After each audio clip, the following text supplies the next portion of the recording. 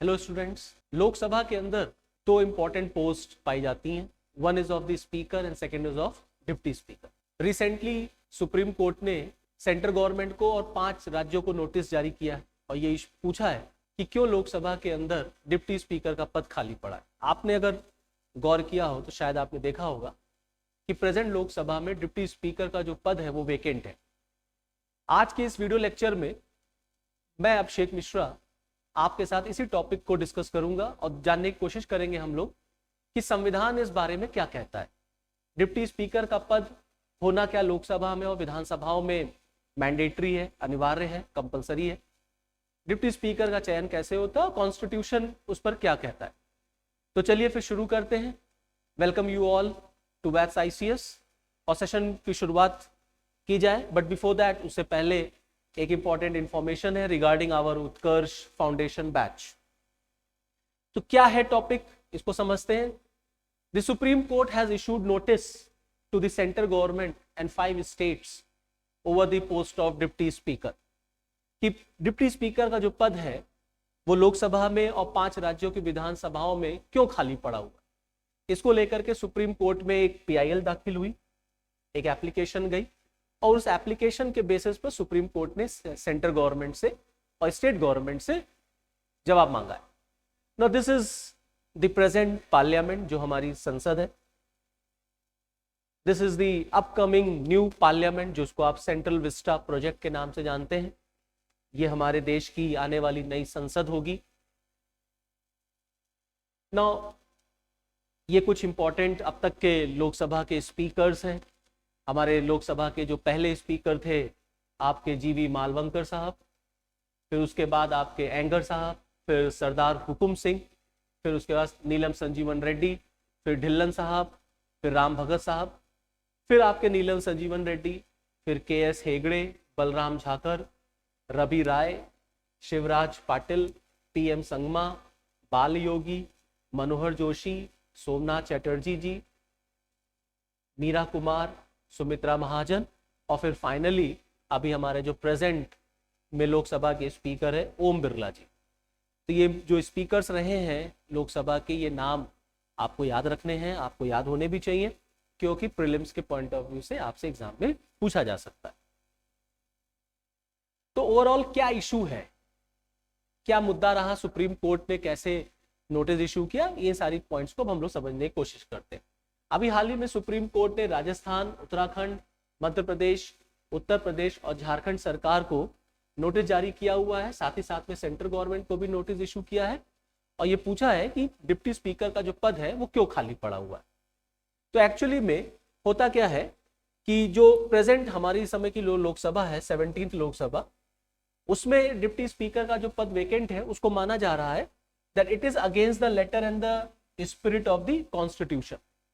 जो Supreme Court में application गई, PIL गई, उसमें इस बात का जिक्र किया गया कि डिप्टी स्पीकर का जो पद है वो लोकसभा में ना होना संविधान की व्यवस्था के खिलाफ है। Now the post has been lying vacant in 5 state assemblies also। 5 राज्यों में भी ये जो पोस्ट है ये खाली पड़ी हुई है। संविधान डिप्टी स्पीकर के पद पर क्या कहता है, तो आर्टिकल 93 सेज दैट कि लोकसभा के अंदर स्पीकर और डिप्टी स्पीकर का जो अपॉइंटमेंट है, आप अपॉइंटमेंट कह लीजिए, इलेक्शन कह लीजिए, वो एज सून एज पॉसिबल हो जाना चाहिए। और जैसे ही स्पीकर या डिप्टी स्पीकर का जो पद है वेकेंट हो जाए, the house shall choose another member. मतलब कॉन्स्टिट्यूशन में आर्टिकल 93 में हमको स्पीकर और डिप्टी स्पीकर के पद के बारे में जानकारी मिलती है। आर्टिकल 178 जैसे आर्टिकल 93 है, ऐसे ही आर्टिकल 178 स्पीकर और डिप्टी स्पीकर की बात करता है in legislative assemblies of a state. तो जो पोजीशन आर्टिकल 93 की है वही पोजीशन आपके आर्टिकल 178 की है। नाउ क्या ये मैंडेटरी है, क्या ये अनिवार्यता है कि लोकसभा के अंदर या विधानसभा के अंदर डिप्टी स्पीकर होना ही चाहिए? एक्चुअली में कॉन्स्टिट्यूशन के जो जानकार है उनका ये कहना है कि क्योंकि संविधान में शैल वर्ड का यूज किया गया है, इसीलिए स्पीकर और डिप्टी स्पीकर का जो पद है वो संविधान में मैंडेटरी हो गया है कि लोकसभा में और विधानसभा में स्पीकर और डिप्टी स्पीकर दोनों होना चाहिए।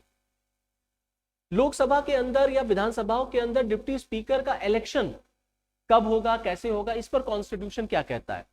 तो कॉन्स्टिट्यूशन में एज सून एज पॉसिबल या as soon as may be word का यूज किया गया है in article 93 and in article 178। जितनी जल्दी हो सके ये इस शब्द का प्रयोग हुआ है, बट उसके लिए कोई स्पेसिफिक टाइम फ्रेम नहीं बताया गया है कि डिप्टी स्पीकर का जो इलेक्शन है वो कब होगा या कब तक हो जाना चाहिए। तो as soon as may be जो वर्ड लिखा हुआ है वो ये डिफाइन करता है कि जितनी जल्दी हो सके हमें डिप्टी स्पीकर का इलेक्शन लोकसभा के अंदर या विधानसभा के अंदर करा लेना चाहिए। अब इन जनरल होता क्या है, प्रैक्टिस में क्या आता है? तो इन जनरल एक्चुअली में क्या होता है कि लोकसभा और स्टेट असेंबलीज में स्पीकर का जो इलेक्शन होता है वो फर्स्ट सेशन में हो जाता है। जो लोकसभा का जो नई जो हाउस है जब वो बनती है तो जो नया सदन स्थापित होगा उस नए सदन के फर्स्ट सेशन में स्पीकर का इलेक्शन करा लिया जाता है। और जहां तक डिप्टी स्पीकर की बात है तो डिप्टी स्पीकर का जो इलेक्शन होता है वो यूजुअली जो है जो सेकंड सेशन होता है उसमें करा लिया जाता है। रूल ऑफ 8 जो हमारा लोकसभा का जो रूल 8 है प्रोसीजर्स का, rule 8 of the rules of procedure and the conduct of business in Lok Sabha, ये क्या कहता है? तो ये कहता है कि election of deputy speaker shall be held on such date as the speaker may fix. तो जो लोकसभा का रूल ऑफ प्रोसीजर है वो कहता है कि डिप्टी स्पीकर का इलेक्शन तब होना चाहिए, उस तारीख को होना चाहिए जो तारीख स्पीकर जो है फिक्स कर दे। नाउ वंस इलेक्टेड, जब एक बार इलेक्शन हो जाता है तो deputy speaker usually contains in office for the entire duration of the house. जब एक बार इलेक्शन हो गया तो डिप्टी स्पीकर जो है वो अपने पद पर बना रहता है। Under article 94, article 179 for state legislatures, जैसे आर्टिकल 94 है आपके लोकसभा के लिए वैसे ही आर्टिकल 179 है आपके राज्य विधानसभाओं के लिए। अब ये आर्टिकल क्या कहते हैं? तो आर्टिकल 94 और 179 कहता है द स्पीकर और deputy speaker shall vacate his office if he ceases to be a member of the house. Speaker और डिप्टी स्पीकर अपने पद से हट जाएंगे जैसे ही वो हाउस के मेंबरशिप को त्यागते हैं। जैसे ही हाउस से उनकी मेंबरशिप हटेगी स्पीकर और डिप्टी स्पीकर का पद भी चला जाएगा। They may also resign to each other or may be removed from office by the resolution of the House of the People passed by a majority of all the then members of the House। Means कहने का ये है कि वो एक दूसरे को त्यागपत्र भी दे सकते हैं, एक दूसरे जब अपने पद से रिजाइन करेंगे तो एक दूसरे को त्यागपत्र एड्रेस करेंगे, देंगे, और या तो उनको house of the people that is Lok Sabha और विधानसभा ये भी हटा सकते हैं बाय अ मेजॉरिटी, बहुमत के साथ। नाउ ये जो डिप्टी स्पीकर का पद है ये हमारे कंट्री में किस तरीके से इन्विसिज्ड हुआ, किस तरीके से ये डिस्कवर हुआ, कैसे ये अपने प्रोसेस में आया?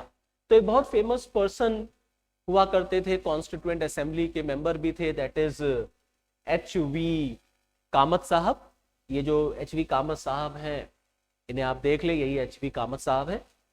HV कामत साहब का मानना था, इन्होंने संवैधानिक सभा में कहा कि it will be far better if the speaker addresses his resignation to the president and not to the deputy speaker because the deputy speaker holds an office subordinate to him। तो इनका ये मानना था कि ये बहुत अच्छा होगा कि स्पीकर अगर रिजाइन कर रहा है तो वो एड्रेस करे राष्ट्रपति को, ना कि डिप्टी स्पीकर को, क्योंकि डिप्टी स्पीकर जो है वो सबऑर्डिनेट है स्पीकर के। लेकिन अंबेडकर साहब ने इसका आर्ग्यूमेंट जो दिया, तर्क जो दिया, तो अंबेडकर साहब ने क्या कहा? अंबेडकर साहब एक्चुअली में इस व्यू से उन्होंने डिसएग्री किया अपने आप को, उनका ये नहीं मानना था। उनका मानना था कि normally the speaker and the deputy speaker are appointed और चोजन और elected by the house. Consequently these two people if they want to resign must tender their resignation to the house which is the appointing authority. तो generally Ambedkar साहब कामत साहब के view से disagree करते हैं और वो ये कहते हैं कि of course the house being a collective body of the people, our resignation could not be addressed to each member of the house separately. क्योंकि हाउस में इतने सारे मेंबर्स होते हैं, अब सबको तो अलग अलग हम सेपरेटली अपना रेजिग्नेशन हैंडओवर नहीं कर सकते, और क्योंकि लोकसभा में स्पीकर डिप्टी स्पीकर जो होता है वो हाउस का रिप्रेजेंटेशन कर रहा होता है, तो उसका जो रेजिग्नेशन है वो उसी हाउस में ही रहना चाहिए, हाउस के ही मेंबर को दिया जाना चाहिए। लेकिन क्योंकि लोकसभा में बहुत सारे मेंबर्स होते हैं तो सारे मेंबर्स को सेपरेटली नहीं दिया जा सकता, इसीलिए स्पीकर रिजाइन करे तो डिप्टी स्पीकर को दे, और डिप्टी स्पीकर रिजाइन करता है तो वो स्पीकर को अपना रेजिग्नेशन हैंडओवर करता है। जब नीलम संजीवन रेड्डी लोकसभा के स्पीकर पद से हट रहे थे, जब उन्होंने रिजाइन किया था in the year 1969, he addressed his resignation to deputy speaker. तो नीलम संजीवन रेड्डी जो है वो लोकसभा के स्पीकर रह चुके हैं। जब ये रिजाइन कर रहे थे तो इन्होंने अपना रेजिग्नेशन लेटर जो है वो उस समय के डिप्टी स्पीकर को दिया था। नीलम संजीवन रेड्डी साहब आपके फ्रीडम फाइटर भी रह चुके हैं, फॉर्मर प्रेसिडेंट भी थे, फर्स्ट चीफ मिनिस्टर थे ये आंध्र प्रदेश के, and also served as the speaker of Lok Sabha. Okay, in generally क्या होता है, इन जनरली जो डिप्टी स्पीकर होता है जब उसका पद वेकेंट हो जाता है तो, या जैसे डिप्टी स्पीकर ने अगर रिजाइन किया तो वो स्पीकर को देगा, और स्पीकर ने अगर रिजाइन किया तो वो डिप्टी स्पीकर को देगा। क्लियर? जनरल सेक्रेटरी जो कि रिसीव करता है जब रेजिग्नेशन हो रहा होता है, that the house is informed of the resignation of the speaker by the deputy speaker, and if the office of deputy speaker is vacant by the general secretary. देखिए, जब स्पीकर रिजाइन करेगा तो वो deputy speaker को जब resignation देता है तो डिप्टी स्पीकर उसे सदन को बताता है, और जब डिप्टी स्पीकर रिजाइन कर रहा है, जब डिप्टी स्पीकर का पद वेकेंट होगा तो सदन को सेक्रेटरी जनरल जो है वो इन्फॉर्म करते हैं, ये बात सदन के सामने वो रखेंगे। Now article 59(1) it says that while the office of the speaker is vacant, the duties of the office shall be performed by the deputy speaker। Means speaker में और डिप्टी स्पीकर में क्या फर्क होता है? आर्टिकल 95(1) क्या कहता है? आर्टिकल 95(1) कहता है जब स्पीकर का पद खाली हो जाए तो डिप्टी स्पीकर वही काम करेगा जो स्पीकर कर रहा होता है। मतलब स्पीकर को सारे राइट्स, सारे फंक्शंस मिल जाते हैं डिप्टी स्पीकर को जो स्पीकर के पास होते हैं। It has been repeatedly held that no appeal lies to the speaker against a ruling given by the deputy speaker or any person presiding over the house in the absence of the speaker। मतलब deputy speaker ने जो भी rulings दी है या house को जो भी preside कर रहा है in the absence of speaker, उसके अगेंस्ट स्पीकर के पास कोई शिकायत नहीं की जा सकती। जैसे मान लीजिए फॉर एग्जांपल अगर स्पीकर एब्सेंट है, अब इसकी जगह पर डिप्टी स्पीकर लोकसभा की कार्रवाई को रन कर रहा है, देख रहा है, तो डिप्टी स्पीकर ने जो भी रूलिंग्स दी होंगी, जो भी वर्डिक्ट्स दिए होंगे, इसको आप चैलेंज नहीं कर सकते स्पीकर के पास, शिकायत नहीं हो सकती स्पीकर के पास, क्योंकि डिप्टी स्पीकर जब स्पीकर बन जाएगा तो उसको सारे अधिकार मिल जाते हैं जो स्पीकर के पास होते हैं। Now what is the position of the union government on the current vacancy in the post of deputy speaker? Bharat सरकार का क्या कहना है जो ये डिप्टी स्पीकर का पद खाली? तो भारत सरकार का ये मानना है कि अभी वर्तमान समय में लोकसभा के अंदर जो डिप्टी स्पीकर का पद वेकेंट चल रहा है उसको फिल करने की कोई ऐसा आवश्यकता नहीं है, क्योंकि all the bills are being passed and discussions are being held as normal in the house. क्योंकि सदन में सारे बिल्स जो हैं वो इजीली पास हो रहे हैं, सब पर डिस्कशंस भी हो रहा। और एक मंत्री ने यह भी कहा, minister argued that there is a panel of 9 members जिसमें senior, experience and selected from different parties who can act as a chairperson to assist the speaker to run the house। मतलब ओवरऑल गवर्नमेंट का ये मानना है कि अभी जो deputy speaker का पद खाली है उसको फिल करने के लिए कोई बहुत बड़ा लॉजिक नहीं है, बहुत बड़ा रीजन नहीं है, और उसकी कोई रिक्वायरमेंट भी नहीं है, क्योंकि लोकसभा के अंदर सारा काम स्मूथली चल रहा है, सारे बिल्स पास हो रहे हैं, सारे बिल्स पर डिस्कशन भी हो रहा है, टाइमली बिल पास हो रहा है, कोई ऐसा डिस्ट्रक्शन नहीं है लोकसभा के अंदर। और गवर्नमेंट का कहना है कि हमारे पास एक 9 मेंबर का पैनल है जिसमें सीनियर, एक्सपीरियंस्ड और सेलेक्टेड फ्रॉम डिफरेंट पार्टीज के मेंबर्स हैं जो कि लोकसभा में स्पीकर को असिस्ट कर सकते हैं। ओके, नाउ क्या कोर्ट, क्या न्यायालय जो है वो इस बात में इंटरवीन कर सकता है? क्या वो सरकार को यह आदेश दे सकता है कि डिप्टी स्पीकर का जो पद खाली पड़ा है उसको तुरंत भरा जाए, या वो कोई क्या न्यायालय किसी तरीके का आदेश गवर्नमेंट को दे सकता है?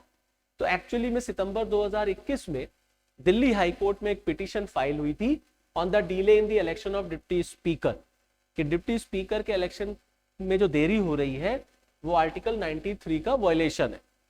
तो दिल्ली हाई कोर्ट में जो पिटीशन गई, वहां पे हियरिंग हुई, लेकिन हमारा इतिहास ये बताता है या हमारे देश की व्यवस्था ये बताती है कि ऐसा कोई भी एग्जाम्पल हमें देखने को नहीं मिलता जहां न्यायालय जो है सरकार को फोर्स करे, इस बात का आदेश दे कि वो डिप्टी स्पीकर का इलेक्शन तुरंत कराए।